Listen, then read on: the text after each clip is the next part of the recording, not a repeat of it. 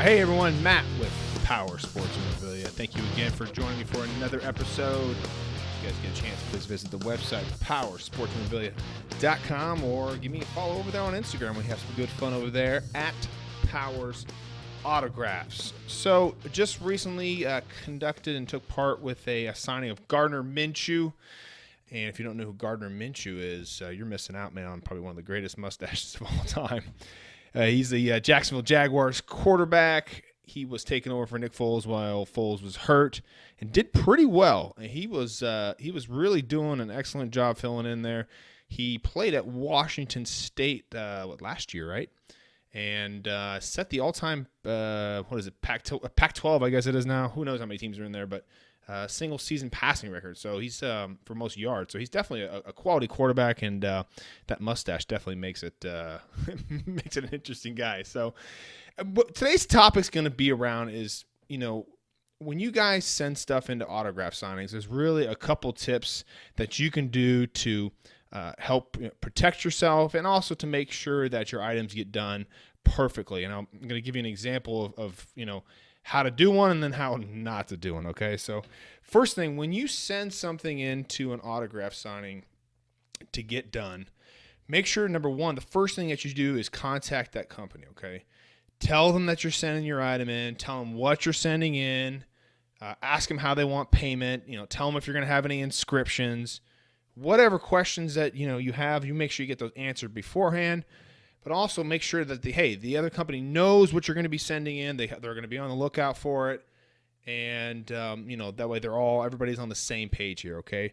The last thing you want to do is just blindly send something in, and then 3 weeks go by, 4 weeks go by, 5 weeks go by, and you're like, what's going on with this thing? And it's just because you didn't communicate that to the company. So when you send something in, make sure that you always include your contact information. At least 2 ways of contacting you: an email address, a phone number, whatever works best for you. But you want to do 2 different ways. Reason being is, let's say you only put an email address in there and we send you email addresses or emails and they bounce back or they go into your spam and we can't get a hold of you. Now you're in some trouble here, okay? So you want to make sure that at the minimum you include a phone number, okay? Email is okay too, but I would definitely include 2 ways. I would also include your shipping address, the return address that you want to have your item sent to. Make sure it's clearly written out. There's no issues on there. And also include your full name, first and last name, okay? So make it super easy for you there, okay? Second thing is you want to either, include payment information if that's what the company wants you to do. If they want you to send a check in, make sure you include that. Or if you're paying via PayPal or you're going to pay by a credit card afterwards, put that on the notes there saying, hey, listen, I'm going to pay with this method. Or show send in your receipt that's showing that you've already paid, whether you paid through the website or you paid through PayPal, whatever it is, You just want to make sure that you're doing everything on your end to show that, hey, I'm ready, I bought this, here's what I want, and there's no problems, okay?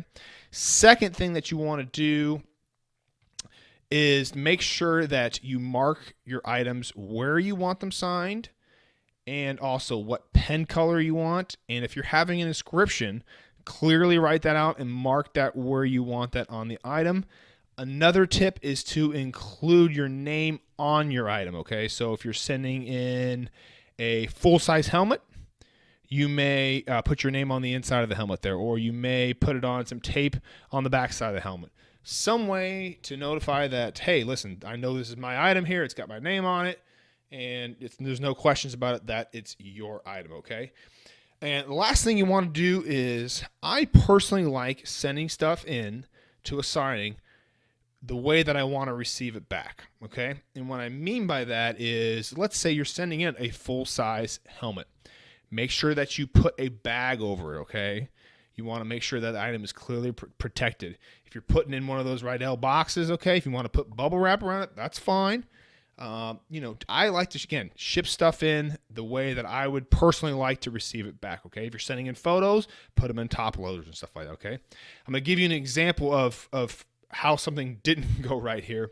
And this is, this happens. It's the first time it's ever happened to me.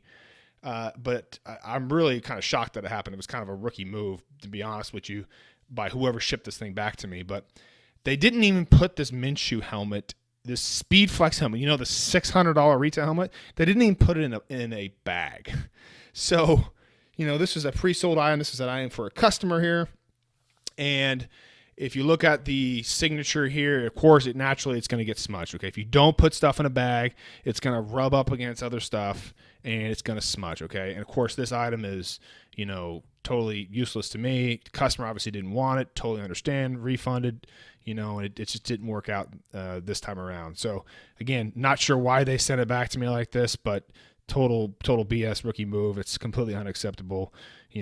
Inscriptions get missed, pen colors don't get used. That I kind of understand. Signings get hectic, but to not even put a bag around it was quite frustrating, to be honest with you. So, but hey, all worked out. I ended up trading it. I found a guy that was actually willing to send me a Peyton Manning full-size authentic helmet, and I did a switcheroo on the Minshew. It was actually a good trade. I actually did a podcast too on trading.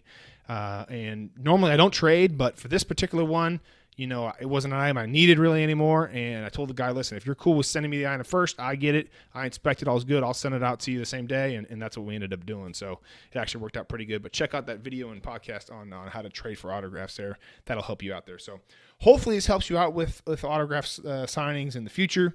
If you guys want to check out the Gardner Minshew stuff, I got some Jags footballs, NFL footballs, and some Wazoo stuff too. So you guys can head on over to powerssportsmemorabilia.com. And also, of course, give me a follow over there on Instagram at Powers Autographs.